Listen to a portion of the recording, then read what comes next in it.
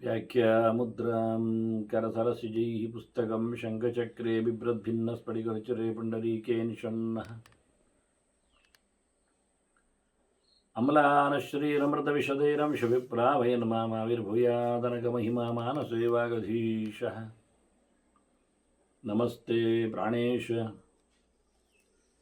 ಪ್ರಣತವಿಭವಾಯ ವನಿಮಗಾಹ ನಮಸ್ವಾಮಿನ್ ರಾಮಪ್ರಿಯತಮನಮನ್ ಗುರುಗುಣ ನಮಸ್ತುಭ್ಯಂ ಭೀಮಪ್ರಬಲತಮ ಕೃಷ್ಣೇಷ್ಟ ಭಗವನ್ ನಮ ಶ್ರೀಮನ್ಮಧ್ವಪ್ರದಿಶ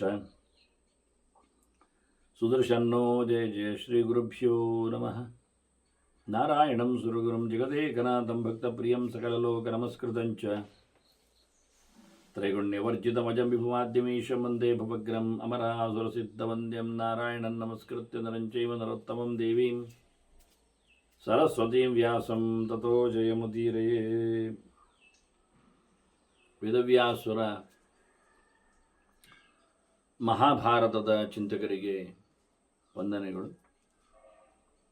ಶಾಂತಿ ಪರ್ವದ 433ನೆಯ ಪ್ರವಚನ.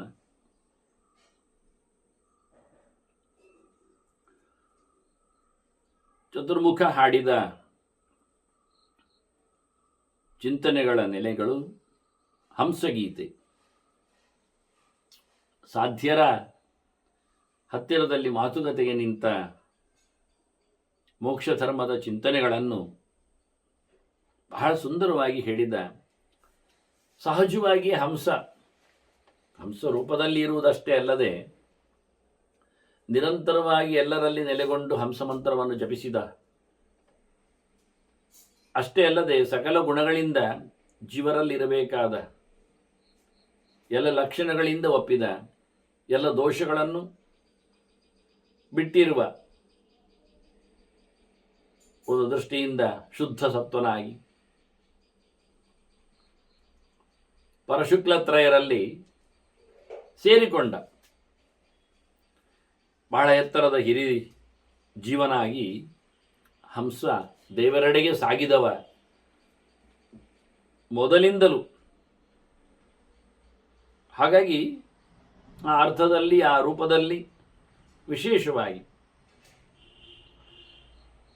ಆತ ಹೇಳ್ತಾನೆ ಸಾಧ್ಯರತ್ರ ತಾನು ಹೇಗಿದ್ದೇನೆ ಅಂತ ಹೇಳಲಿಕ್ಕೋಸ್ಕರ. ಅಂದರೆ ಇದು ಅವರ ಬದುಕಿನಲ್ಲಿ ಆಗುವ ಘಟನೆಗಳಲ್ಲಾದರೂ ಸಾಮಾನ್ಯ ಒಬ್ಬ ಜೀವನ ಹೇಗಿರಬೇಕು. ಹಂಸ ಶಬ್ದಕ್ಕೆ ಜೀವ ಅಂತಲೂ ಅರ್ಥ ಇದೆ ಅಲ್ವಾ. ಆಕೃಷ್ಯಮಾನೋ ನವದಾಮಿ ಕಿಂಚಿತ್ ಕ್ಷಮಾಮ್ಯಹಂ. ನಾನು ಯಾವಾಗಲೂ ಧರ್ಮರಾಜ ಕ್ಷಮೆ, ದಮ, ಸತ್ಯದ ಬಗ್ಗೆ ಎಲ್ಲ ಕೇಳಿಕೊಂಡದ್ರಿಂದ ಚತುರ್ಮುಖನು ಅದರ ಬಗ್ಗೆ ಮಾತಾಡಿದ್ದಾನೆ ಎನ್ನುವ ಗೆರೆಗಳನ್ನು ಉಲ್ಲೇಖ ಮಾಡಲಿಕ್ಕೋಸ್ಕರ ಅವರು ಹೇಳಿದ ಅಷ್ಟೇ ಶಬ್ದಗಳನ್ನಷ್ಟೇ ಭೀಷ್ಮರು ತಿಳಿಸಿಕೊಡ್ತಾ ಇದ್ದಾರೆ. ಅವನೆಷ್ಟೋ ಹಂಸನಾಗಿ ಎಲ್ಲ ದೇವತೆಗಳಿಗೆ ಸಿಗುತ್ತಾ ಎಷ್ಟೋ ಮಾತುಗಳನ್ನು ಎಲ್ಲಿಯೋ ಕಡೆಯಲ್ಲಿ ಹೇಳ್ತಾ ಇದ್ದಿರಬೇಕು. ಅದರಲ್ಲಿ ಸೆಲೆಕ್ಟೆಡ್ ವರ್ಸಸ್ ಇದ್ದ ಹಾಗೆ. ಯಾರಾದರೂ ಏನಾದರೂ ಗಲಾಟೆ ಮಾಡಿದರೂ ನಾನು ಯಾವುದನ್ನು ಸಹ ಹಚ್ಚಿಕೊಳ್ಳದೆ, ವಿರೋಧಿಸದೆ ನಾನು ಕ್ಷಮಿಸ್ತಾ ಇದ್ದೆ ಅಂತ ಚತುರ್ಮುಖ ಹೇಳುತ್ತಾನೆ. ಕ್ಷಮಾಮ್ಯಹಂ ತಾಡ್ಯಮಾನಶ್ಚ ನಿತ್ಯಂ. ಅವರು ಮಾತಿನಲ್ಲಿ ಬೈತಾ ಇದ್ದಾರೆ, ಬಡಿತಾ ಇದ್ದಾರೆ, ಫಿಸಿಕಲಿ ಹೊಡಿಲಿಕ್ಕೆ ಸಾಧ್ಯವೇ ಇಲ್ಲಲ್ವ.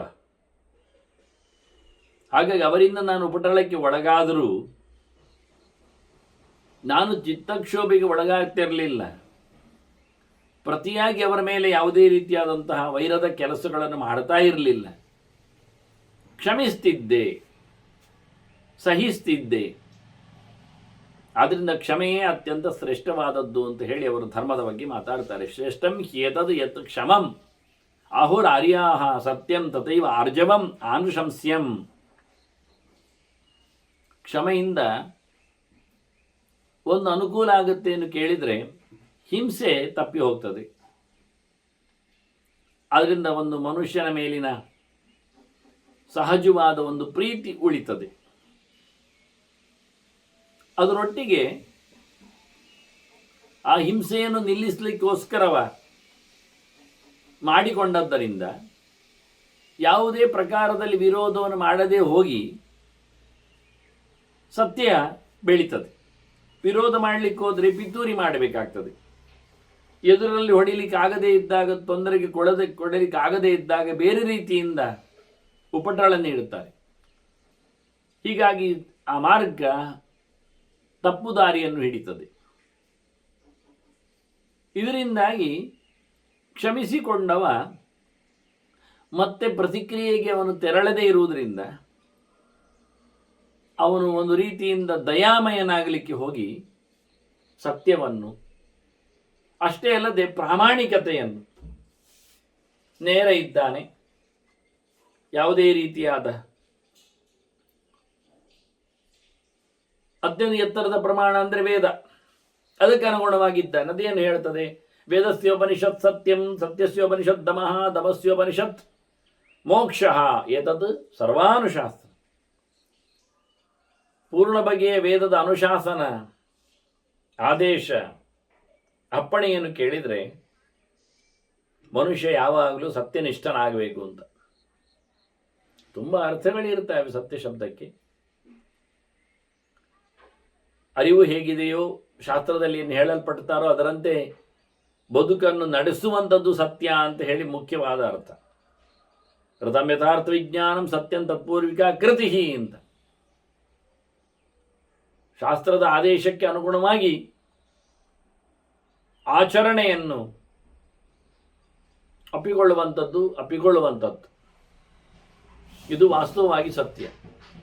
ಅದರಿಂದ ವೇದ ಏನು ಹೇಳ್ತದೆ ಅಂದರೆ, ಒಳ್ಳೆಯ ರೀತಿಯಲ್ಲಿ ಶಾಸ್ತ್ರಕ್ಕೆ ಹೇಳಿದ ರೀತಿಯಲ್ಲಿ ವರ್ಣಾಶ್ರಮೋಚಿತವಾದಂತಹ ಕೆಲಸಗಳಲ್ಲಿ ನೀನಿರು ಎನ್ನುವುದನ್ನು ಹೇಳ್ತದೆ. ಅದರ ಅತ್ಯಂತ ವೇದದ ರಹಸ್ಯವಾದ ಚಿಂತನೆ ಸತ್ಯವನ್ನು ಮೌಲ್ಯವನ್ನಾಗಿ, ಪ್ರಧಾನವನ್ನಾಗಿ ಒಪ್ಪಿಕೊಳ್ಳು. ಅದರಂತೆ ಸತ್ಯದಿಂದಾಗಿ ನಮಗೇನು ಲಾಭ ಆಗ್ತದೆ? ಈ ರೀತಿಯಾದ ಶಾಸ್ತ್ರೀಯವಾದ ಆಚರಣೆಯಿಂದ ಅವರವರ ಯೋಗ್ಯವಾದಂಥ ಕರ್ಮಗಳನ್ನು ನಡೆಸುವ ಮೂಲಕ ಅದರ ಗುಟ್ಟು, ಆಂತರ್ಯ ರಹಸ್ಯ, ಅದರ ಮುಖ್ಯವಾದ ಧ್ಯೇಯ ಸತ್ಯಸ್ಯ ಉಪನಿಷತ್ ದಮಃ ಅಂತ. ಯಾವುದೇ ರೀತಿಯಲ್ಲಿ ಸೊಕ್ಕು ಬಾರದೆ, ಬಿಂಕ ಬೂಟಾಟಿಕೆ ಏಳದೆ, ಗರ್ವ ಅಡರದೆ, ಸಹಜವಾಗಿ ಎಲ್ಲ ಇಂದ್ರಿಯಗಳಲ್ಲಿ ಶಾಂತಿಯನ್ನು ಕಾಪಾಡಿಕೊಳ್ಳುವಂಥದ್ದು ಆಚರಣೆ. ಅದು ನಿಗರ್ವವಾಗಿರಬೇಕು. ಶಾಸ್ತ್ರನಿಷ್ಠವಾದಾಗ ಅದರ ಯಾವುದೇ ರೀತಿಯಾದಂಥ ಬಿಗುಮಾನಕ್ಕೆ, ಅಹಂಕಾರಕ್ಕೆ ಆಸ್ಪದ ಬರಬಾರದು. ಅದನ್ನು ಎಲ್ಲ ಇಂದ್ರಿಯಗಳು ಸಹ ತಮ್ಮ ಪಾಡಿಗೆ ತಮಗೆ ಯೋಗ್ಯವಾದ ವಿಷಯಗಳೆಡೆಗೆ ಮಾತ್ರ ಸಾಗುವಂತೆ ಆಗಿವೆ. ಈ ದಮದಿಂದಲೇ ಮೋಕ್ಷವನ್ನು ಪಡೆಯುವಂಥದ್ದು. ದಮಸ್ಯೋಪನಿಷತ್ ಮೋಕ್ಷ ಅಂತ. ಆಗ ನಿನಗೆ ಇಲ್ಲಿಂದ ಬಿಡುಗಡೆ ಆಗಲಿಕ್ಕೆ ಬರ್ತದೆ. ಇಲ್ಲಾದರೆ ಮತ್ತಷ್ಟು ನಾನು ಅನುಭವಿಸ್ತೇನೆ, ಅನುಭೋಗಿಸಬೇಕು ಅಂತ ಹೊರಟ್ರೆ, ಆದದ್ದಕ್ಕೂ ಆಗುವುದಕ್ಕೂ ತಾನು ಮಧ್ಯದಲ್ಲಿ ನಿಂತರೆ ಅದು ಮುಗಿಯಲಾರದು ಸೊತ್ತಾಗ್ತದೆ. ಆಗಬೇಕಾದ್ದನ್ನು ಆಗಿಸಿಕೊಳ್ಳುವಲ್ಲಿ ಆತ ಪ್ರಯತ್ನಿಸಿಕೊಂಡಾಗ ಆಗಿದ್ದರ ಸಂಗತಿಗಳನ್ನು ನೆನಪಿಸಿಕೊಂಡು ಅದಕ್ಕೆ ಅನುಗುಣವಾದಂತಹ ಪ್ರಯತ್ನದಲ್ಲಿ ಮುಂದುವರಿತಾನವ. ಭೂತಕ್ಕೂ ಭವಿಷ್ಯತ್ತಿಗೂ ಸೇತುವೆಯಾಗಿ ವರ್ತಮಾನವನ್ನು ಕಟ್ಟುವವ, ಭವಿಷ್ಯದೆಡೆಗೆ ತನ್ನ ಒಂದು ಕೈಯನ್ನು ಚಾಚುತ್ತಾ ಭೂತದೆಡೆಗಿನ ತನ್ನ ಅನುಭವವನ್ನು ಅದಕ್ಕೆ ಅಂಟಿಸ್ತಾ ಇರ್ತಾನೆ ಇನ್ನೊಂದು ಕೈಯಲ್ಲಿ. ಒಂದು ಕಾಲಲ್ಲಿ ಭವಿಷ್ಯತ್ತನ್ನು ಮೆಟ್ಟಲು ಹೊರಟವ ಭೂತಕಾಲದ ತನ್ನ ಪ್ರಯತ್ನಗಳನ್ನೆಲ್ಲ ಅಲ್ಲಿ ಒತ್ತುತ್ತಾನೆ. ಅರ್ಥ ಆಗಿರಬೇಕು. ಮನುಷ್ಯ 2 ಹೆಜ್ಜೆಯವನು. ಒಂದು ಹೆಜ್ಜೆ ಮುಂದಕ್ಕಿಡ್ತಾನೆ, ಆಗ ಮುಂದಕ್ಕಿಡುವ ಪ್ರಯತ್ನದಲ್ಲಿರ್ತಾನೆ. ಆದರೆ 2ನೇ ಹೆಜ್ಜೆ ಹಿಂದೆ ಉಂಟಲ್ಲ, ಅದು ನೆಲವನ್ನು ಒತ್ತಿ ಎಳುತ್ತದೆ. ಮುಂದಿನ ಹೆಜ್ಜೆ ಮೇಲಕ್ಕೆ ಗಚಕ್ಕನೆ ಕೂತ್ಕೊಳ್ಳುವಾಗ ಹಿಂದಿನ ಹೆಜ್ಜೆ ಬಿಡುವಾಗ ಅದು ಒತ್ತಿ ಬಿಡುತ್ತದೆ. ಅದನ್ನು ಗಮನಿಸಬೇಕು ನಾವು. ಭೂತವನ್ನು ಮೆಟ್ಟಿ ಭವಿಷ್ಯತ್ತೆಡೆಗೆ ಅವನ ಆಕ್ರಮಣ ವರ್ತಮಾನದಲ್ಲಿ ನಡೀತದೆ, ಇದು ಸಹಜವಾಗಿ. ಅದರಿಂದ ಮನುಷ್ಯ ದಮದಲ್ಲಿ ನಿಂತಾಗ ಇಂದ್ರಿಯಗಳನ್ನೆಲ್ಲ ಆತ ದೇವರೆಡೆಗೆ ತಿರುಗಿಸಿದಾಗ ಅವನು ಈ ಜಗತ್ತನ್ನೆಲ್ಲ ಬಿಡ್ತಾ ಇರ್ತಾನೆ ಅಂತ ಹೇಳ್ತಾರೆ. ಮೋಕ್ಷ ದೇವರಲ್ಲೆಲ್ಲ, ಲೋಕದಲ್ಲಿ ಮೋಕ್ಷ, ಬಿಡುಗಡೆ. ಇದೇ ಎಲ್ಲ ಜನರಿಗೆ ಹೇಳಬೇಕಾಗಿರತಕ್ಕ ಬೋಧನೆ ಅಂತಾರೆ. ಇಲ್ಲಿ ಎಲ್ಲ ಇದೆ ಅಂತಾರೆ. ಎಲ್ಲವಿದು ಹೇಳಿದಾಗ ಯಥ ಸರ್ವಾನುಶಾಸನ. ಮನುಷ್ಯ ಸೊಕ್ಕಿನವನಾಗಲಿಕ್ಕೆ ಕಾರಣ ಅವನಲ್ಲಿರತಕ್ಕಂತಹ ಆವೇಗಗಳು, ಆಟಾಟೋಪಗಳು, ಉದ್ವೇಗಕ್ಕೆ ಒಳಗಾಗುವ ರೀತಿಗಳು. ಅದು ಮಾತಿನಲ್ಲಿ, ಕೃತಿಯಲ್ಲಿ, ಮನಸ್ಸಿನಲ್ಲಿ, ಎಲ್ಲ ಪ್ರಕಾರದಲ್ಲಿ ಇರ್ತದೆ. ಅದನ್ನು ಯಾರು ಕಂಟ್ರೋಲ್ ಮಾಡುತ್ತಾನೆ ಅವನೇ ದಮದಲ್ಲಿ ಪಳಗಿದವ ಅಂತ ಅರ್ಥ. ವಾಚೋ ವೇಗಂ ಮನಸಃ ಕ್ರೋಧವೇಗಂ ವಿಧಿತ್ಸಾವೇಗಂ ಉದರೋಪಸ್ಥವೇಗಂ. ಎಲ್ಲಕ್ಕಿಂತ ಮೊದಲು ಮಾತು ಮುಂದೆ, ಎಲ್ಲಕ್ಕೂ ಟೀಕೆ ಮಾಡುತ್ತಾನೆ, ಎಲ್ಲವನ್ನು ಕಚ್ಚಿಕೊಳ್ಳುತ್ತಾನೆ. ಸಂಬಂಧಪಡದ ವಿಷಯಗಳೆಡೆಗೂ ಗೊತ್ತಿರದ ಕತೆಗಳಿಗೂ ಇವನಲ್ಲಿ ಗೆರೆಗಳಿರ್ತಾವೆ. ಇದು ತಪ್ಪು ಅಂದರು. ಮೊದಲು ಮಾತನ್ನು ನಿಲ್ಲಿಸು ಅಂತಾರೆ. ಕೂಡಲೇ ಪ್ರತಿಕ್ರಿಯಿಸಬೇಡ, ಬೇಕಾದ್ದಲ್ಲಿಯೂ ಹೆಚ್ಚು ಪ್ರತಿಕ್ರಿಯಿಸಬೇಡ, ಒಂದೆರಡು ಪದಗಳಿರಲಿ. ಅದನ್ನು ಮತ್ತೆ ಕಚ್ಚುತ್ತಾ ಇರಬೇಡ, ಅದು ಅಲ್ಲಿಗೆ ಬಿಟ್ಟುಕೊಡು. ಅದು ಕೂಡಲೇ ಬರಬಾರದು ಅನ್ನೋ ನೆಲೆಯಲ್ಲಿ ಮಾತಿಗೊಂದು ಯಾವತ್ತೂ ಸಹ ಗೋಡೆ ಕಟ್ಟು ಅಂತಾರೆ. ಅದನ್ನು ತಗ್ಗಿಸು, ಅದನ್ನು ಹೆಚ್ಚು ಪ್ರವಹಿಸುವಂತೆ ಮಾಡಬೇಡ. ಅದರೊಟ್ಟಿಗೆ ಮನಸಃ ಕ್ರೋಧವೇಗಂ, ಮನಸ್ಸಿನಲ್ಲಿ ಸಿಟ್ಟು ಬರ್ತದೆ. ಆನಂತರ ಏನು ಮಾಡ್ತದೆ ಗೊತ್ತಿಲ್ಲ, ಕೈಕಾಲುಗಳು. ಹಾಗಾಗಿ ಸಿಟ್ಟು ಕೈಯಲ್ಲಿ ಬರುವುದು, ಕಾಲಲ್ಲಿ ಬರುವುದಲ್ಲ, ಮನಸ್ಸಿನಲ್ಲಿ ಬಂದದ್ದು ಇಲ್ಲಿ ಅಭಿವ್ಯಕ್ತ ಆಗುವುದು. ಅನ್ನ ಮನಸ್ಸಿನಲ್ಲಿ ಸಿಟ್ಟು ಬಾರದಂತೆ ಮಾಡಿಕೊಂಡು ಕ್ರೋಧದ ವೇಗವನ್ನು ತಗ್ಗಿಸು. ಕೂಡಲೇ ಸಿಟ್ಟಾಗದಿರು, ಸಿಟ್ಟು ಜಾಸ್ತಿ ಆಗದಿರಲಿ, ಸಿಟ್ಟು ಕಮ್ಮಿ ಮಟ್ಟದಲ್ಲಿರಲಿ, ಸಿಟ್ಟು ಬಿಟ್ಟೋಗಿರಲಿ, ಈ ಎಲ್ಲ ಅರ್ಥಗಳನ್ನು ಬರುವ ಹಾಗೆ. ಮತ್ತು ಎಂಥದ್ದು ಮಾಡಬೇಕು ಅಂತ ಕಾಣುವಂಥದ್ದು, ಎಂಥದ್ದು ನಡೆಸಬೇಕು ಅಂತ ಅನಿಸುವಂಥದ್ದು. ವಿಧಿತ್ಸಾವೇಗ, ಅದು ತಪ್ಪೆ. ಏನು ಮಾಡಬೇಡ, ಕ್ರಿಯೆಯಲ್ಲೇ ಆಗಲಿ, ಶಾರೀರಿಕವಾಗಿ ಆಗಲಿ, ಇನ್ನು ಯಾವುದರ ಬಗ್ಗೆಯೂ ಯಾವುದೋ ರೀತಿಯಲ್ಲಿ ಆದರೂ ಅದರೊಟ್ಟಿಗೆ ಉದರೋಪಸ್ಥ ವೇಗಂ, ಊಟ, ಬಾಯಿಚ್ಛಾಪಲ ಮತ್ತು ಉಪಸ್ಥ, ಅವನ ಕಾಮೇಂದ್ರಿಯ, ಗುಹ್ಯ. ಇದು ಒಂದು ದೃಷ್ಟಿಯಿಂದ ಕಾಮದೆಡೆಗೆ ಮತ್ತೆ ಭೋಗದೆಡೆಗೆ ಓಡಿಕೊಂಡು ಹೋಗಿರತಕ್ಕಂತಹ ಶರೀರದ ಅವಯವಗಳು, ಅದರ ವೇಗವನ್ನು ತಗ್ಗಿಸುವಂತಾರೆ. ಕಂಡದ್ದೆಲ್ಲ ತಿನ್ನಬೇಕು ಅಂತ ಕಾಣಬಾರದು, ಸಿಕ್ಕಿದ್ದೆಲ್ಲ ಮುಕ್ತೇನೆ ಅನ್ನಿಸ್ಕೊಳ್ಬಾರದು. ಹಾಗೆ ಉಪವಾಸಕ್ಕೆ ಹೇಗೆ ಮಾತಿಗೆ ಬಿಂದು ಇದೆಯೋ, ಶೂನ್ಯ ಇದೆಯೋ, ಕೊನೆ ಇದೆಯೋ, ಕಡೆ ಇದೆಯೋ, ಗೋಡೆ ಇದೆಯೋ, ಅಡ್ಡ ಇದೆಯೋ, ಹಾಗೆ ಊಟಕ್ಕೆ ಬ್ರೇಕ್ ಅನ್ನೋದನ್ನು ಹೇಳಿಕೊಡುತ್ತಾರೆ.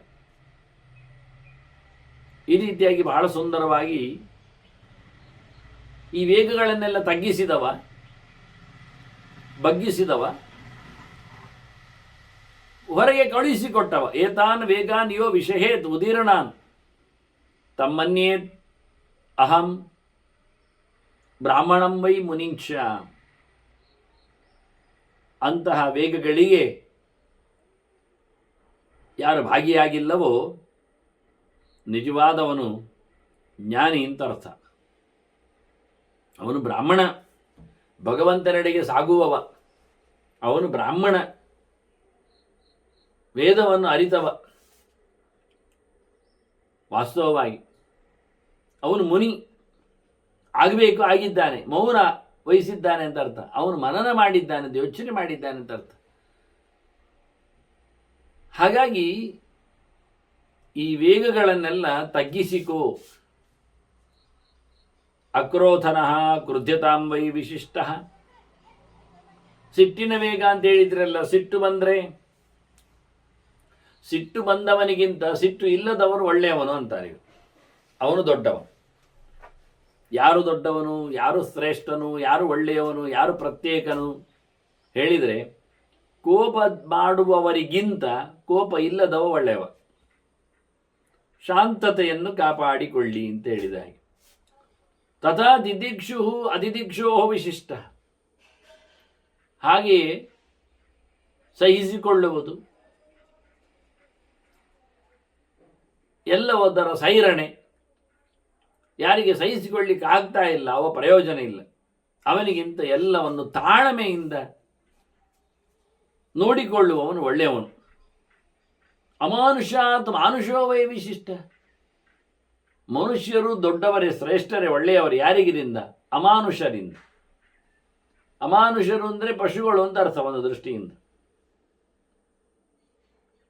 ಹಾಗಾದರೆ ಕ್ರಿಮಿಕೀಟಗಳು, ಪಶು ಪಕ್ಷಿಗಳು, ಮರ ಮೊರಂಟೆಗಳು ಇವೆಲ್ಲ ಉಂಟಲ್ಲ, ಇವೆಲ್ಲ ಜಾತಿ ಪ್ರಪಂಚವೇ. ಆದರೂ ಇವರೆಲ್ಲರಿಗಿಂತಲೂ ವಿವೇಕವನ್ನಿಟ್ಟುಕೊಂಡು ಕೆಲಸ ಮಾಡತಕ್ಕಂಥ ಮನುಷ್ಯ ನಿಜವಾಗಿ ಒಳ್ಳೆಯವ, ಶ್ರೇಷ್ಠ. ಆದ್ದರಿಂದ ಅವನು ಪ್ರಾಣಿ ಪಕ್ಷಿಗಳಂತೆ ಮರಮಟ್ಟುಗಳಂತೆ ಮಾಡಬಾರ್ದವ. ಅದರಂತೆ ತತ್ ಅಜ್ಞಾನ ಜ್ಞಾನವಾನ್ ವೈ ವಿಶಿಷ್ಟ. ನಿಜವಾಗಿ ಮೂರ್ಖರಿಗಿಂತ ಪಂಡಿತನೇ ಶ್ರೇಷ್ಠ ಅಲ್ವ? ಗೊತ್ತಿಲ್ಲದವನಿಗಿಂತ ಗೊತ್ತಿದ್ದವ ಒಳ್ಳೆಯವ, ಮಿಗಿಲಾದವ, ಸಪರೇಟ್, ಬೇರೆ ಇದ್ದಾನೆ. ಆದ್ದರಿಂದ ಗೊತ್ತು ಮಾಡಿಕೊಳ್ಳಬೇಕು, ಜ್ಞಾನದೆಡೆಗೆ ಸಾಗಬೇಕು. ತಿಳುವಳಿಕೆಯು ಬಹಳ ದೊಡ್ಡದಾಗಿರತಕ್ಕಂತಹ ಸಂಪತ್ತು ಆಗಿದೆ. ಅಲ್ಲ, ನಮ್ಮನ್ನು ಯಾರಾದರೂ ರೇಗಿಸ್ತಾರಲ್ಲ, ಸಿಟ್ಟು ಬಾರದವರು ಶ್ರೇಷ್ಠರು ಅಂತೆಲ್ಲ ಹೇಳಿಕೊಂಡ್ರೆ, ಅದಕ್ಕೆ ಇವರೊಂದು ಬಹಳ ಅದರ ವಿಷಯದಲ್ಲಿ ತಂತ್ರಗಳ ಬಗ್ಗೆ ಮಾತಾಡ್ತಾರೆ. ಆಕೃಷ್ಯಮಾನೋ ನಾಕ್ರೋಶೇತ್ ಮನ್ಯುರೇವಂ ತಿತಿಕ್ಷತಃ ಆಕ್ರೋಷ್ಟಾರಂ ನಿರ್ದಹತಿ ಸುಹೃದಂ ಚಾಸ್ಯ ವಿಂದತಿ. ಹಿಂದೆ ಬಂದಿತ್ತು ಈ ಮಾತುಗಳ ಅನುಸಂಧಾನಗಳು. ನಿಮಗೆ ಯಾರಾದರೂ ಅನ್ಯಾಯ ಮಾಡಿದರೆ, ನಿಮಗೆ ಸಿಟ್ಟು ಬರುವಂತೆ ಮಾಡಿದರೆ, ನೀವು ಅವರ ವಿರುದ್ಧವಾಗಿ ತಿರುಗಿ ಬೀಳಬೇಕು ಅಂತ ಹೊರಟಿದ್ದರೆ, ಅದನ್ನು ನೀವೊಂದೊಮ್ಮೆ ನಡೆಸಿಕೊಡದೇ ಹೋದರೆ ನಿಮ್ಮಲ್ಲಿ ಎದ್ದಿರತಕ್ಕಂಥ ಸಿಟ್ಟು ಏನಾಗ್ತದೆ ಕೇಳಿದರೆ, ಅವನನ್ನು ಖಂಡಿತವಾಗಿಯೂ ಸಹ ಯಾರು ನಿಮ್ಮನ್ನು ನೋಯಿಸಲು, ಉಪದ್ರವ ಕೊಡಲು, ತಪ್ಪಿಸಲು ಬಂದಿದ್ದಾರೆ, ಅವನಿಗೆ ನಿಮ್ಮ ಒಳಗಿನ ಸಿಟ್ಟುವೇ ಹೋಗಿ ಹೊಡಿತದೆ. ಇದು ಕ್ರಮ. ನೀವು ಸಿಟ್ಟನ್ನು ನುಂಗಿಕೊಂಡಲ್ಲಿ, ತೊಂದರೆ ಪಡಿಸದಿದ್ದಲ್ಲಿ, ಅನ್ಯಾಯಗಾರನ ವಿರುದ್ಧ ಮುಗಿದೇಳದೇ ಇದ್ದಲ್ಲಿ, ನೀವು ಸಹನೆಯಿಂದ ಇರಲಿಕ್ಕೆ ಹೋಗಿ ಏನಾಗ್ತದೆ ಕೇಳಿದರೆ, ಆ ಸಿಟ್ಟಿನ ಏನೊಂದು ಶಕ್ತಿ ಇದೆ, ದೇವತೆ, ಮನ್ಯು ದೇವತೆ ಇಟ್ಕೊಳ್ಳಿ, ಸೀದೋಗಿ ಅವನನ್ನೇ ಹೊಡಿತದೆ. ಯಾರು ನಿಮ್ಮನ್ನು ರೈಸ್ ಮಾಡಲಿಕ್ಕೆ ನೋಡಿದ್ದಾನೆ, ತೊಂದರೆ ಕೊಡಲಿಕ್ಕೆ ಬಂದಿದ್ದಾನೆ, ಅನ್ಯಾಯ ಮಾಡುತ್ತಿದ್ದಾನೆ, ಅವನನ್ನು ಹೊಡಿತದೆ, ಸುಟ್ಟಾಗ್ತದೆ. ಉರಿಯುತ್ತಿರುವ ಕೋಪ, ಸಿಟ್ಟು, ಅದು ಅವನನ್ನು ಹೊಡಿತದೆ. ಅದು ನೀವು ಹೊಡಿಬೇಕಾಗಿಲ್ಲ. ಅನ್ಯಾಯ ಮಾಡಿದವನನ್ನು ಸಿಟ್ಟೇ ಹೊಡಿತದೆ. ಅಷ್ಟು ಮಾತ್ರ ಅಲ್ಲ, ಇನ್ನೊಂದು ಗಮ್ಮತ್ತು ಕೇಳಿದರೆ, ಸುಕೃತಂಚಾಸ್ಯ ವಿಂದತಿ ಅಂತಾರೆ. ಅವನ ಪುಣ್ಯ ಇವನಿಗೆ ಬರ್ತದೆ. ಯಾರಿಗೆ ನಾವು ಸಿಟ್ಟಿನಿಂದ ಉಪದ್ರ ಮಾಡಲಿಕ್ಕೆ ಹೋಗುವುದಿಲ್ಲ, ನಮಗೆ ಉಪದ್ರ ಮಾಡಿದ್ದ ಅಂಥವರಿಗೆ ತೊಂದರೆ ಆಗ್ತದೆ ಎನ್ನುವುದು ಸತ್ಯ. ಅಷ್ಟೇ ಅಲ್ಲದೆ ಅವರ ಪುಣ್ಯವು ನಮಗೆ ಲಾಭ ಆಗ್ತದೆ. ಯಾರಾದರೇನು ಅವರಿಗೆ ತೊಂದರೆ ಕೊಟ್ಟರಲ್ಲ ಅಂತ ಹೇಳಿಕೊಳ್ಳುವ ಸಂಗತಿ ಅಲ್ಲ. ನಾವು ತೊಂದರೆ ಕೊಡದಂತೆ ಸುಮ್ಮನಾದರೆ ಅದು ತನ್ನಷ್ಟಕ್ಕೆ ಅವರಿಗೆ ತೊಂದರೆ ಆಗ್ತದೆ. ಅಷ್ಟೇ ಅಲ್ಲದೆ ಅಲ್ಲಿರತಕ್ಕಂಥ ಪುಣ್ಯದ ಪಾಲು ಒಳ್ಳೆಯದು ಇವನಿಗೆ ಬಂದು ಸೇರ್ತದೆ.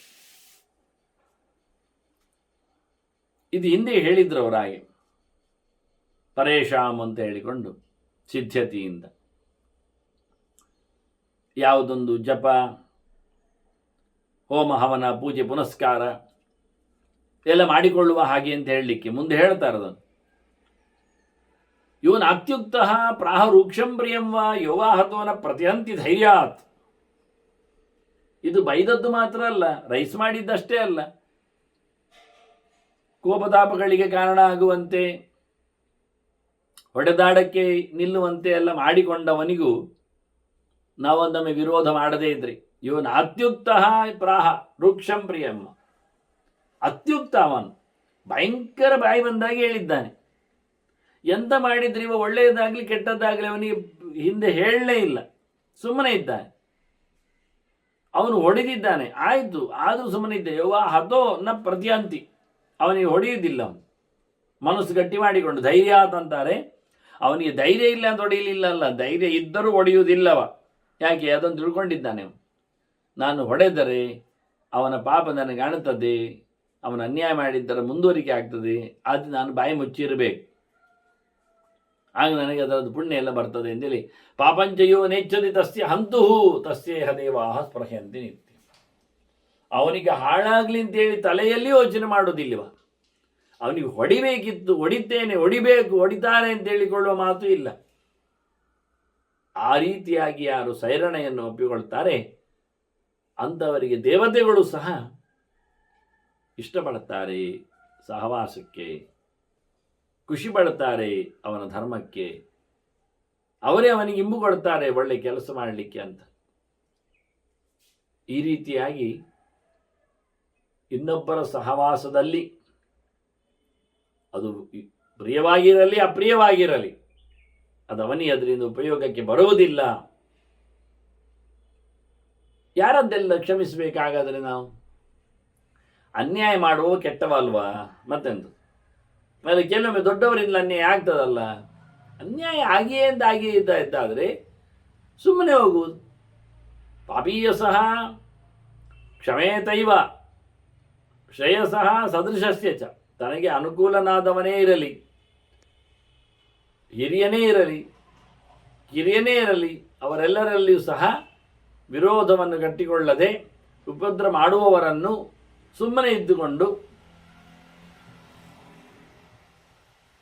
ಅವರನ್ನು ಕ್ಷಮಿಸುವ ಮೂಲಕ, ಉತ್ತಮರನ್ನಂತೂ ಕ್ಷಮಿಸಲೇಬೇಕಲ್ಲ, ಸದೃಶರನ್ನು ಕ್ಷಮಿಸಬಹುದಲ್ಲ, ಮತ್ತು ಇವನಿಂದ ಕೆಳಗಿನವರ ಬಗ್ಗೆ ಅಲ್ವಾ, ತನ್ನ ಶ್ರೇಯಸ್ಸಿಗಾಗಿ ಒಳ್ಳೆಯದಕ್ಕಾಗಿ ಖಂಡಿತವಾಗಿ ಅದನ್ನು ಸಹ ನಡೆಸಬಹುದು.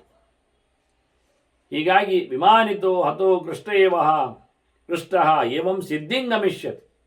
ಹಾಗಾಗಿ ಉತ್ತಮನಿಂದಾಗಲಿ, ಅವನಿಗೆ ಸಮಾನನಿಂದಾಗಲಿ, ಅವನಿಗಿಂತ ನೀಚನವನಿಂದಲೇ ಆಗಲಿ, ಒಂದೊಮ್ಮೆ ಅವನಿಗೆ ಅವಮಾನ ಆದರೆ, ತೊಂದರೆಗೊಳಗಾದವನು ಅವನು ಖಂಡಿತವಾಗಿಯೂ ಒಳ್ಳೆಯ ಸಿದ್ಧಿಯನ್ನು ಪಡಿತಾನೆ. ಅವನಿಗೆ ಅದುವೆಯ ಸಾಧನೆ ಆದಾಗ ಇರ್ತದೆ. ಈ ರೀತಿಯಾಗಿ ಅವನಿಗೆ ಎಲ್ಲವನ್ನು ಪಡೀಲಿಕ್ಕೆ ಸಾಧ್ಯ ಉಂಟು ಅಂತ. ಹಂಸನೇ ಹೇಳುತ್ತಾನೆ, ಚತುರ್ಮುಖನೇ ಹೇಳುತ್ತಾನೆ, ನಾನು ಎಲ್ಲರನ್ನು ಗೌರವಿಸ್ತೇನಲ್ವಾ, ಅಂದರೆ ಉಳಿದವರೆಲ್ಲ ಮಾಡಲಿಕ್ಕೆ ಉಂಟು ಅಂತ ತೋರಿಸಲಿಕ್ಕೆ. ಅದು ಒಂದು ವಿಷಯ ಸತ್ಯವೇ. ಚತುರ್ಮುಖನು ಎಲ್ಲರಲ್ಲಿಯೂ ಭಗವಂತನನ್ನು ನಿರಂತರವಾಗಿ ಸ್ಪಷ್ಟವಾಗಿ ನೋಡುವವನಾದ್ದರಿಂದ ಅವನು ಎಲ್ಲರನ್ನು ಗೌರವಿಸುವುದು ಸತ್ಯವೇ. ಎಲ್ಲವೂ ಭಗವಂತನ ಪ್ರತೀಕ ಅವನಿಗೆ. ಅಲ್ಲಿ ಪ್ರತೀಕದಲ್ಲಿ ಭಗವಂತ ಕಾಣ್ತಾ ಇರ್ತಾನೆ ಉಪಚಾರ ಮಾಡಲಿಕ್ಕೆ. ಅದು ದದಾಹಂ ಆರ್ಯಾನ್ ನಿವೃತಃ ಅಪಿ ಉಪಾಸೆ. ಆರ್ಯಾನ್ ಅಂತಾನೆ. ಆರ್ಯ ಅಂದರೆ ಹೀಗೆ ಭಗವಂತ ಅಂತ ಅರ್ಥ ಅಲ್ವಾ, ಎಲ್ಲರಿಗಿಂತ ಪೂಜ್ಯನಾದವ ಅಂತ, ಇಡೀ ಜಗತ್ತನ್ನು ತಂದುಕೊಟ್ಟವ ಬದುಕಲಿಕ್ಕಾಗಿ ಅಂತ. ಆ ರೀತಿಯಾಗಿ ನನಗಿಂತ ಹಿರಿಯರಾದವರನ್ನು ನಾನು ನಿರಂತರವಾಗಿ ನಮಿಸುತ್ತಿದ್ದೇನೆ, ಆಧರಿಸುತ್ತಿದ್ದೇನೆ, ಉಪಾಸನೆ ಮಾಡ್ತಾ ಇದ್ದೇನೆ. ನಾನೇ ದೊಡ್ಡವರನ್ನು ಕೈ ಮುಗಿದ್ದೇನೆ. ದೇವರಿಗೆ ಚತುರ್ಮುಖಿನ ದೊಡ್ಡವರು ಯಾರು ಇರುವುದು? ಲಕ್ಷ್ಮೀನಾರಾಯಣರಷ್ಟೇ. ಆದ್ದರಿಂದ ಅವರನ್ನೇ ಕರೆದದ್ದೀವು ನಿಜವಾಗಿ. ಆ ಮತ್ತು ಯಾ ಅಂತ ಹೇಳಿಕೊಂಡು, ಆರ್ಯ ಅಂತ ಹೇಳಿಕೊಂಡು ನನ್ನ ತಂದೆ ತಾಯಿಗಳಾಗಿದ್ದಾರೆ ಅವರು. ಅವರನ್ನು ನಾನು ನಿರಂತರ ಸೇವೆ ಮಾಡ್ತಾ ಇದ್ದೇನೆ ಎಲ್ಲ ಪ್ರಕಾರದಿಂದ. ತದಾಹಂ ಆರ್ಯಾನ್ ನಿವೃತಃ. ಅವರಿಂದ ನಾನು ಪೋಷಿಸಲ್ಪಟ್ಟವನಾಗಿ ನನಗೆ ಯಾವ ರೀತಿಯಾಗಿಯೂ ಯಾವುದೇ ವಿರೋಧ ಮಾಡತಕ್ಕಂಥ ಇದೇ ಇಲ್ಲ, ಎಂಥದ್ದು ಉತ್ಸಾಹವೇ ಇಲ್ಲ. ನಮೇ ವಿದಿತ್ಸೋ ಸಹತೆ ನ ರೋಷಃ, ನಾನು ಸಿಟ್ಟು ಮಾಡಿಕೊಳ್ಳುವುದಿಲ್ಲ. ಹಾಗಾಯ್ತಲ್ಲ ಹೀಗಾಯ್ತಲ್ಲ ಹೇಳಿಕೊಂಡು ಅದರ ಬಗ್ಗೆ ಏನು ಹೇಳುವುದಿಲ್ಲ, ಮಾತಾಡಲಿಕ್ಕೂ ಹೋಗುವುದಿಲ್ಲ, ಸುಮ್ಮನೆ ಇರುತ್ತೆ. ನಜಾಪ್ಯಂ ಲಿಪ್ಸಮಾನ ಪರೇಮಿ, ನನಗೇನು ಬೇಕು ಅಂತ ಹೇಳಿಕೊಂಡು ನಾನು ತಿರುಗಾಡುವುದು ಅಲ್ಲ. ನನಗೆ ಲೋಭದ ಪ್ರವೃತ್ತಿಯೇ ಇಲ್ಲ, ಆಸೆಯೇ ಇಲ್ಲ, ಆಸೆಗಾಗಿ ತಿರುಗುತ್ತಾನೇನೇ ಇಲ್ಲ. ನಾನು ಎಲ್ಲೆಡೆ ಹೋಗ್ತಾ ಇರುವುದು ನನಗೆಂದು ಸ್ವಂತದ ಆಸೆಯೇ ಇಲ್ಲದೆ. ನಚೈವ ಕಿಂಚಿತ್ ವಿಷಮೇನಯಾಮಿ, ಏನೋ ತಪ್ಪು ದಾರಿಯಲ್ಲಿ ಹೋಗ್ತಾನೂ ಇಲ್ಲ, ತಪ್ಪು ನಡೆಸುವುದೂ ಇಲ್ಲ, ಸಮನಾಗಿದ್ದೇನೆ. ದೇವರ ಸೃಷ್ಟಿಗೆ ಅನುಗುಣವಾಗಿಯೇ ನಾನು ನನ್ನ ಯೋಚನೆಗಳನ್ನು ಮಾಡ್ತಾ ಇದ್ದೆ. ಹೀಗಾಗಿ ಬಹಳ ಸುಂದರವಾಗಿ ತನ್ನ ಕಥೆಯನ್ನು ಹೇಳ್ತಾ ಹಂಸರೂಪದ ಚತುರ್ಮುಖ ಹೇಳ್ತಾನೆ, ನಾಹಂ ಶಪ್ತಃ ಪ್ರತಿಶಪಾಮಿ ಕಿಂಚಿತ್, ನಾನು ಯಾರಾದರೂ ನನಗೆ ಶಾಪ ಕೊಟ್ಟರೆ, ಬೈದರೆ, ನಿನ್ನೆ ಮಾಡಿದರೆ ನಾನು ಅವರಿಗೇನು ಹಾಕುವುದಿಲ್ಲ ಶಾಪ ಅಂತ. ಎಷ್ಟೋ ಜನ ಸೃಷ್ಟಿಕರ್ತನ ಮೇಲೆ, ಚತುರ್ಮುಖನ ಮೇಲೆ ಆಪಾದನೆ ಮಾಡ್ತಾ ಇರ್ತಾರೆ. ಅವನ ಸೃಷ್ಟಿಯನ್ನೇ ಒಪ್ಪದು ಯಾರದ್ದು ಏನೇನೋ ಸೃಷ್ಟಿಗಳನ್ನು ಯಾರ್ಯಾರದ್ದು ಹೆಸರಿನಲ್ಲಿ ಹೇಳ್ತಾ ಇರ್ತಾರೆ. ಅದು ಬ್ರಹ್ಮದೇವ ಹೇಳ್ತಾನೆ, ನಾನು ಕ್ಷಮಿಸ್ತಾ ಇರ್ತೇನೆ, ಯಾರ ಬಗ್ಗೆ ನಾನು ಮಾತಾಡ್ತಾ ಇಲ್ಲ ಅಂತ ಏನು ಹೇಳುವುದಿಲ್ಲ. ದೀರ್ಘಕಾಲದ ಬದುಕಿನಲ್ಲಿಯೂ ಚತುರ್ಮುಖ ನೋಡಿ ಯಾವುದೇ ರೀತಿಯಾದಂತಹ ಆನಂದ ವಿಹಾರಕ್ಕೆ ಒಗ್ಗಿಕೊಳ್ಳದೆ ದೇವರ ಚಿಂತನೆಯನ್ನು ಚಿತ್ತದಲ್ಲಿ ಹಾಕಿಕೊಳ್ಳುವ ರೀತಿಯಲ್ಲಿ ನಾನು ಹೇಗಿದ್ದೇನೆ ಅಂತ ಹೇಳಿದ. ಹಾಗೆ ದಮನ್ ದ್ವಾರ ಅಮೃತಸ್ಯ ಹವೇದ್ಮಿ, ಎಲ್ಲಕ್ಕಿಂತ ಮೊದಲು ಸಿಟ್ಟು ಬಾರದೆ ಎಲ್ಲ ಕಂಟ್ರೋಲ್ ಮಾಡುವಂಥದ್ದನ್ನೇ ನಾನು ಮೋಕ್ಷ ಅಂತ ತಿಳ್ಕೊಳ್ತೇನೆ. ಮೋಕ್ಷದ ಬಾಗಿಲಿಗೆ ಮೊದಲ ಬಗೆ ಯಾವುದು ಕೇಳಿದರೆ ಸೊಕ್ಕಿಲ್ಲದೆ ಇರುವುದು, ಯಾವುದರಲ್ಲಿಯೂ ಅತಿಶಯಿತವಾದಂತಹ ತನ್ನ ಅಭಿಮಾನ ಇಲ್ಲದೆ ಇರುವಂತಹ ರೀತಿ, ಇದೇ ಮುಖ್ಯವಾದದ್ದು ಅಂತಾನೆ. ಜೊತೆಯಲ್ಲಿ ಗುಹ್ಯಂ ಬ್ರಹ್ಮ ತದಿದಂ ಬ್ರವೀಮಿ, ಅತ್ಯಂತ ರಹಸ್ಯವಾದ ಪ್ರಮೇಯ ಯಾವುದು ಕೇಳಿದರೆ ಭಗವಂತ, ಅದನ್ನು ತಿಳ್ಕೊಳ್ಬೇಕು. ಅಂತ ಭಗವಂತನ ತಿಳ್ಕೊಳ್ಳಿಕ್ಕಿರ್ತಕ್ಕಂಥ ಮಾಧ್ಯಮ ಅದು ವೇದ, ಅದನ್ನು ಚೆನ್ನಾಗಿ ಅಭ್ಯಾಸ ಮಾಡಲಿಕ್ಕೆ ಉಂಟು ಅಂತಾರೆ. ಆದ್ದರಿಂದ ಅತ್ಯಂತ ಎತ್ತರದ ಶ್ರೇಷ್ಠವಾದ ಸಂಗತಿ ಯಾವುದು ಕೇಳಿದರೆ ಗುಹ್ಯಂ ಬ್ರಹ್ಮ ತದಿದಂ ಬ್ರವೀಮಿ, ಎಲ್ಲಕ್ಕಿಂತ ಉತ್ತಮವಾದ ವಿಷಯ ಅಂದರೆ ದೇವರು, ಅದನ್ನು ತಿಳಿಬೇಕಾದ್ದು ಮೂಲವಾದಂಥ ವೇದದಲ್ಲಿ. ಇತರ ವೇದಗಳ ಇತಿಹಾಸ ಪುರಾಣ ಪಂಚಮ ವೇದಾನ ವೇದ ಅಂತೇಳಿ ಇತಿಹಾಸ ಪುರಾಣ ಪಂಚರಾತ್ರ ಇವುಗಳೆಲ್ಲ ಮುಖ್ಯವಾಗಿ ಭಗವಂತನನ್ನು ತಿಳಿಸಿಕೊಡುತ್ತವೆ. ಆದರೆ ತಿಳಿಬೇಕಾದ ಸಂಗತಿ ದೇವರು ಎಲ್ಲಕ್ಕಿಂತ ಮಿಗಿಲು ಅನ್ನುವುದನ್ನು ಸಂಗ್ರಹ ಮಾಡಿ ತಿಳಿಯಲಿಕ್ಕೆ ಈ ರೀತಿಯಾಗಿ ನಾನು ಭಗವಂತನ ಎತ್ತರ ಅವನು ಕೇಳಿದ್ದ ಸಾಧ್ಯರು, ನೀನು ಏನು ಚಿಂತನೆಯಲ್ಲಿ ದೊಡ್ಡವನಾದ, ಅದಕ್ಕೆ ನಾನು ದೇವರ ಚಿಂತನೆಯಲ್ಲಿ ಎಂದು ಚತುರ್ಮುಖ ಸ್ಪಷ್ಟವಾದ ಉತ್ತರವನ್ನು ಹೇಳ್ತಾ ಬಂದ, ತಿಳಿಸಿಕೊಡ್ತಾ ಬಂದ. ನ ಮಾನುಷಾತ್ ಕಿಂಚಿತರಂ, ನ ಮಾನುಷ ಶ್ರೇಷ್ಠತರಂ ಹಿ ಕಿಂಚಿತ್, ಸಾಧನೆ ಮಾಡಲಿಕ್ಕೆ ಬೇಕಾಗಿರತಕ್ಕಂಥ ದೇಹ ಅದು ಮನುಷ್ಯ ದೇಹ. ಹಾಗಾಗಿ ಜೀವನಿಗೆ ಮನುಷ್ಯ ಜನ್ಮಕ್ಕಿಂತ ಮುಗಿಲಾದಂಥ ಒಂದು ಧರ್ಮವನ್ನು ಹುಟ್ಟಿ ತರಲಿಕ್ಕೆ ಸಾಧ್ಯವೇ ಇಲ್ಲ. ಈ ರೀತಿಯಾಗಿ ನಾನು ಮಾನುಷವಾದಂಥ ದೇಹದಲ್ಲಿ ನೆಲೆಗೊಳ್ತೇನೆ ಅನ್ನುವ ಚಿಂತನೆಯಂತೆ ನಿರಂತರವಾಗಿ ದೇವರ ಸನವೆಯಲ್ಲಿ ಬರ್ತೇನೆ ಅಂತ.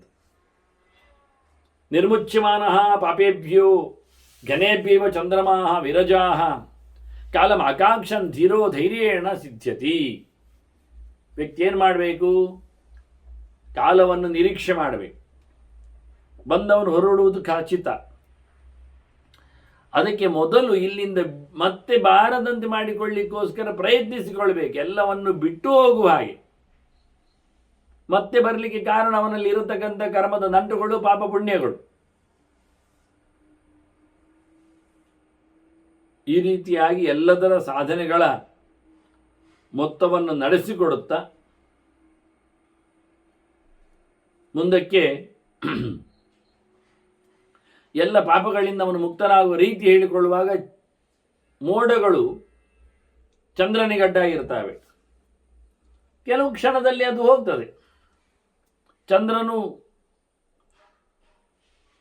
ಹೊರಡ್ತಾನೆ, ಮೋಡಗಳು ಹೊರಡ್ತವೆ, ನಮಗೆ ಅಡ್ಡ ಆದದ್ದು, ಅವನಿಗೆ ಅಡ್ಡ ಆಗುವುದಿಲ್ಲ. ಹಾಗೆ ನಮ್ಮಲ್ಲಿ ಇರತಕ್ಕಂಥ ಕೆಟ್ಟ ಕೆಲಸಗಳೆಲ್ಲ ಭಗವಂತನ ಎಚ್ಚರವನ್ನು ಪಡೆದಾಗದು ಹೋಗಿ ಶುದ್ಧವಾಗ್ತದೆ. ರಜಸ್ಸು ಹೋಗ್ತದೆ ಅಂದರೆ ತಮಸ್ಸು ಹೋಗ್ತದೆ. ಪಾಪ ಕಳೆಯಿತು ಅಂದರೆ ತಮಸ್ಸು ಕಳೆಯಿತು ಅಂತ ಅರ್ಥ.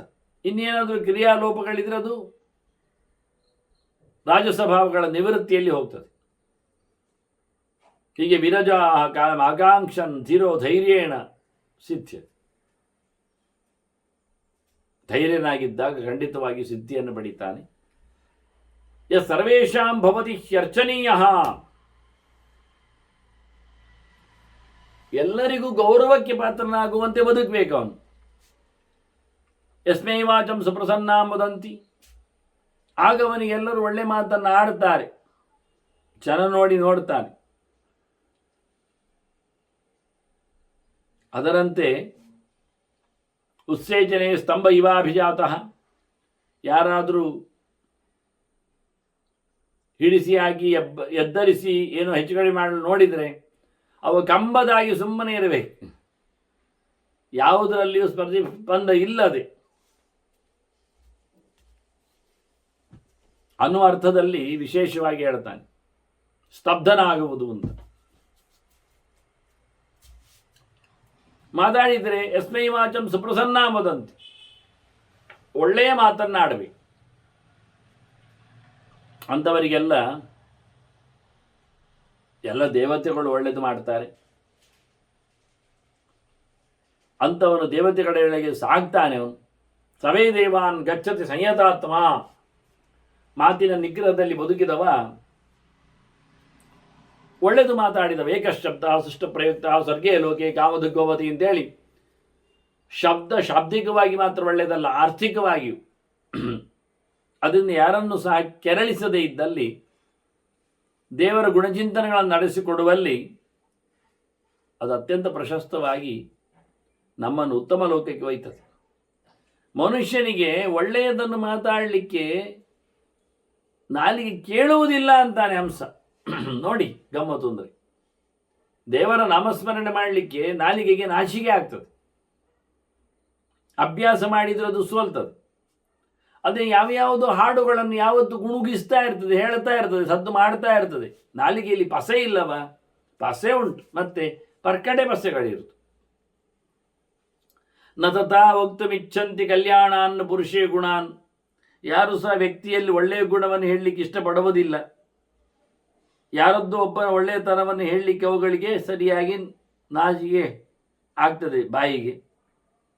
ಅದರಿಂದ ದೊಡ್ಡವನು ದೇವರ ಬಗ್ಗೆಯೂ ಮಾತಾಡೋದು ಕಡಿಮೆ ಎಂದೇನೋ ಅರ್ಥದಲ್ಲಿ ಹೇಳಿದೆ. ಯಾರ ಬಗ್ಗೆ ಎಲ್ಲಿ ಆದರೂ ಇನ್ನು ಯಾರ್ಯಾರು ಹೇಳಿ ಕೊಟ್ಟದ್ದು ನೋಡಿ ತಿಳಿದು ಎಲ್ಲ ಹೇಳುವುದುಂಟು.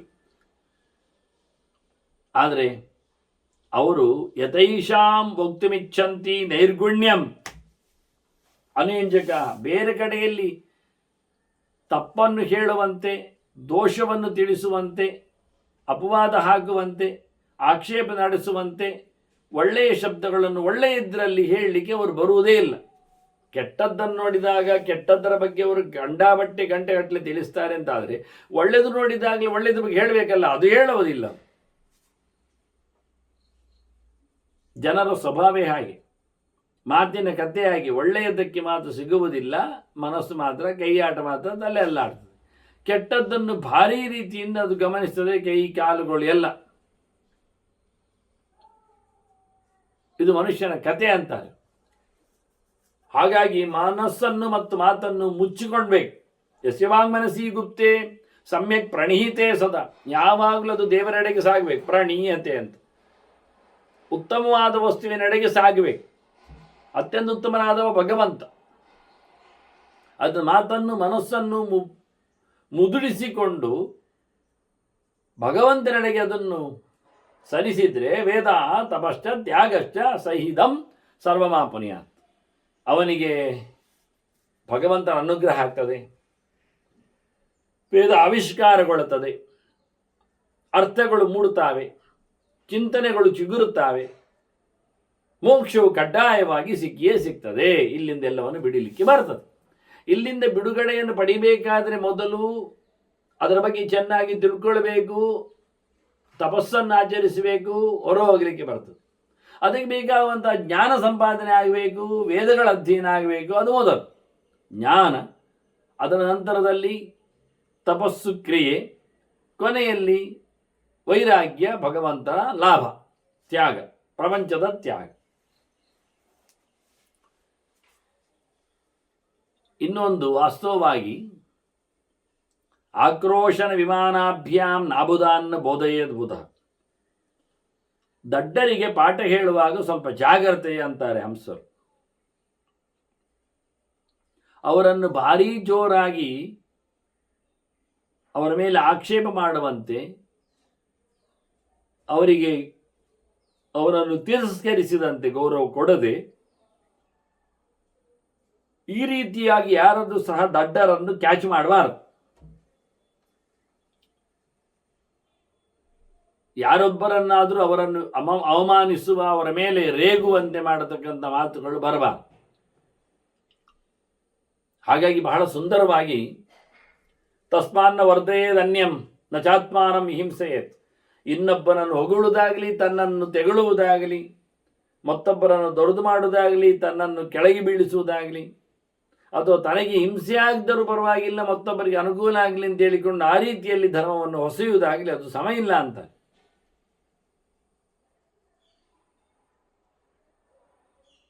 ಅಮೃತಸ್ಯೇವ ಸಂತರ್ಪ್ಯೇತ್ ಅವಮಾನಸ್ಯ ಪಂಡಿತ.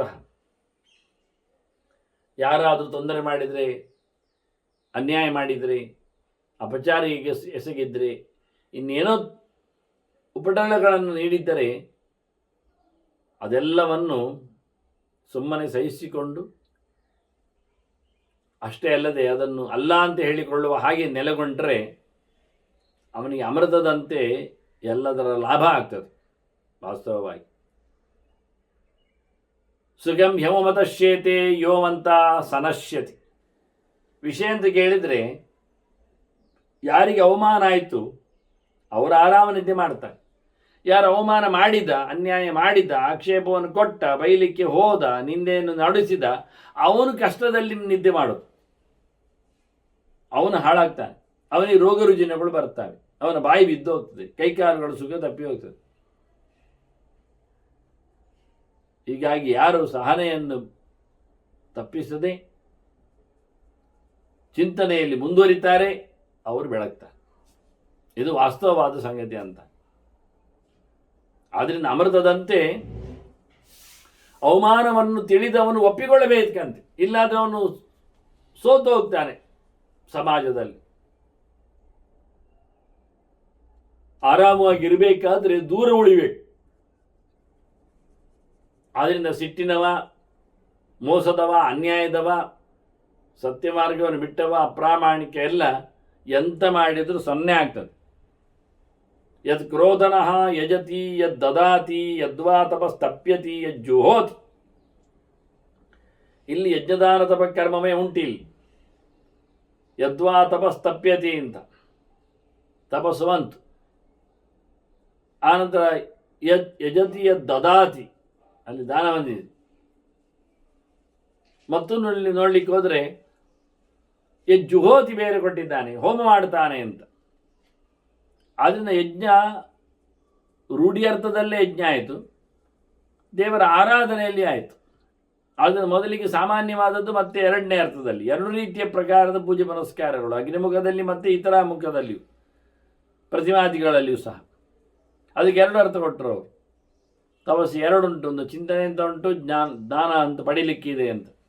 ಹೀಗಾಗಿ ಅದು ಕ್ರೋಧನಃ, ಸಿಟ್ಟು ಮಾಡಿದವ ಅವನು ಮೈಲಿಗೆ ತಪ್ಪು ಮಾಡಿದ್ದಾನೆ, ಯಾರದ್ದೇ ಆಗಲಿ ಕ್ಷಯಿಸ್ತಾ ಇಲ್ಲ ಅಂಥವನು ಮಾಡಿದ ತ್ರಿಕರಣಪೂರ್ವಕವಾದ ತ್ರಿವಿಧ ಕರ್ಮವೂ ನಾಶ ಆಗ್ತದೆ, ಉಪಯೋಗಕ್ಕೆ ಬರುವುದಿಲ್ಲ. ಯತ್ ಕ್ರೋಧನಃ ಯಜತಿ ಯದ್ ದದಾತಿ ಯದ್ವಾ ತಪಃ ತಪ್ಯತಿ ಯಜ್ಜುಹೋತಿ. ಅದನ್ನು ಯಮನೇ ಕದಿತಾನೆ. ಧರ್ಮದ ದೇವತೆ ಯಮ ಇದ್ದಾನಲ್ಲ, ಇದು ಮಾಡಿದ್ದು ಸಮ ಇಲ್ಲ ಹೇಳಿಕೊಂಡು ಡಿಲೀಟ್ ಮಾಡ್ತಾನೆ. ವೈವಸ್ಯತಃ ತತ್ ಹರತೆ ಚ ಸರ್ವಂ ಮೋಘಃ ಶ್ರಮೋ ಭವತಿ ಕ್ರೋಧನಸ್ಯ. ತನ್ನನ್ನು ತಾನು ಕೊಂದುಕೊಂಡವನಿಗೆ, ಸಿಟ್ಟುಗಾರನಿಗೆ ಅವನಲ್ಲಿರತಕ್ಕಂಥ ಎಷ್ಟೋ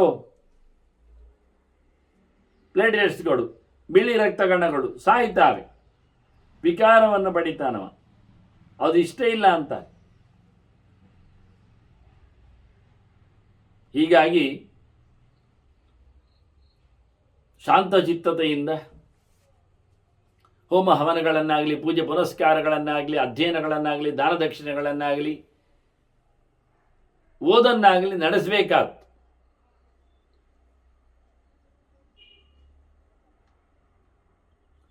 ಮನುಷ್ಯನಲ್ಲಿ ಇರುವ ಮುಖ್ಯವಾದ ಒಂದು 4 ಧರ್ಮಗಳ ಬಗ್ಗೆ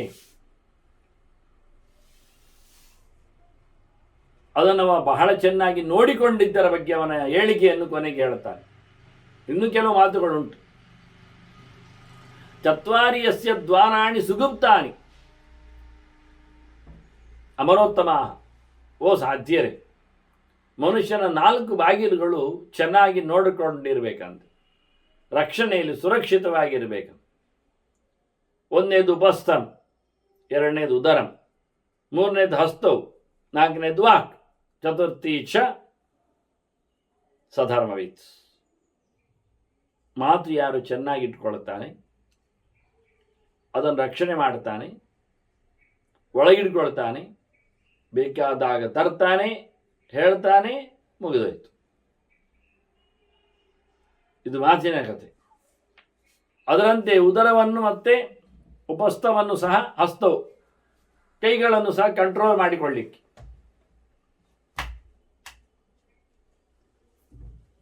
ಯಾರ ಈ 4 ಸುಂದರವಾಗಿರ್ತದೆ, ಸುರಕ್ಷಿತವಾಗಿರ್ತದೆ, ಊಟವನ್ನು ಎಲ್ಲೆಲ್ಲಿ ಮಾಡುವುದಿಲ್ಲ, ವಾಸ್ತವವಾಗಿ ಯಾವುದನ್ನು ತಿನ್ನುವುದಿಲ್ಲ. ಆದರೆ ಉದರವು ಯಾರ ರಕ್ಷಣೆಯಲ್ಲಿದೆಯೋ ಅದರಂತೆ ಉಪಸ್ಥವು ಬಯಕೆಗಳು, ಕಾಮನೆಗಳು ಬೇಕಾಬಿಟ್ಟಿ ಇಲ್ಲದೆ ಒಂದು ಚೌಕಟ್ಟಿನಲ್ಲಿ, ಒಂದು ವ್ಯವಸ್ಥೆಯಲ್ಲಿ, ಒಂದು ಧರ್ಮದ ರೀತಿಯಲ್ಲಿದ್ದರೆ, ಅದರಂತೆ ಕೈಗಳು ಸಹ ಯಾರ್ಯಾರದ್ದು ಏನನ್ನೋ ಪಡೆಯದೆ, ಯಾರ್ಯಾರಿಗೂ ಏನೇನೋ ಸೇವೆ ಮಾಡದೆ, ಎಲ್ಲೆಲ್ಲಿಯೂ ಅದನ್ನು ಉಪಯೋಗಿಸಿಕೊಳ್ಳದೆ ದೇವರ ಸೇವೆಯಲ್ಲಿ, ಅದರಂತೆ ಮಾತನ್ನು ಸಹ ಯಾರ ಜೊತೆಯಲ್ಲಿ ಸಂವಾದ ಮಾಡುವುದು ತಪ್ಪೆ, ಯಾರ ಅನ್ನ ತಿನ್ನುವುದು ತಪ್ಪು ಹೇಗೋ ಹಾಗೆ ಯಾರ ಜೊತೆ ಸಂವಾದ ಮಾಡುವುದು, ಯಾವುದಾವುದು ವಿಷಯಗಳ ಬಗ್ಗೆ ಚರ್ಚೆ ಮಾಡುವುದು, ಅಶಾಸ್ತ್ರೀಯವಾದ ವಿಷಯಗಳಲ್ಲಿ ನೆಲೆಗೊಳ್ಳುವುದು ಎಲ್ಲ ಸರಿಯಿಲ್ಲದ್ದು ಅಂತ ಹೇಳುವ ಮೂಲಕ ಇವನ್ನು ಹಂಸನಾಗಿ ಚತುರ್ಮುಖ ತಿಳಿಸಿಕೊಟ್ಟ. ಮುಂದಿನ ಮಾತುಗಳ ಹಂಸಗೀತೆಯನ್ನು ಮತ್ತೆ ಸೇರಿದಾಗ ಕೇಳುವ ವಂದನೆಗಳೊಂದಿಗೆ ಶ್ರೀಕೃಷ್ಣ ಅರ್ಪಣಮಸ್ತು. ನಾರಾಯಣ ನಾರಾಯಣ ನಾರಾಯಣ.